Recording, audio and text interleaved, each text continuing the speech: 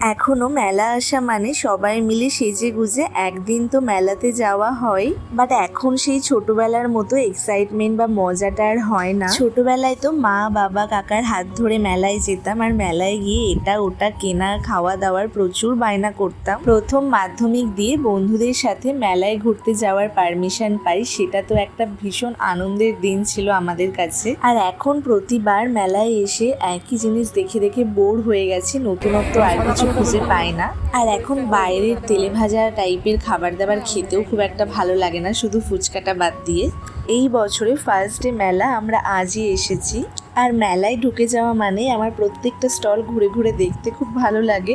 আর এত কিছু সামনে সাজিয়ে রাখা থাকলে কিছু না কিনে তো থাকা যায় না। মেলায় এসে কোনোবার ড্রেস দেখা হয় না, বাট এই স্টলটায় বেশ বুটিক স্টাইলের ড্রেস আছে। ড্রেসটা নিয়েছি কিনা সেটা পরে বলছি। এখন বোন যে কোটটা ট্রাই করছে সেটা পরে ওকে কেমন লাগছে অবশ্যই কমেন্টে জানিও।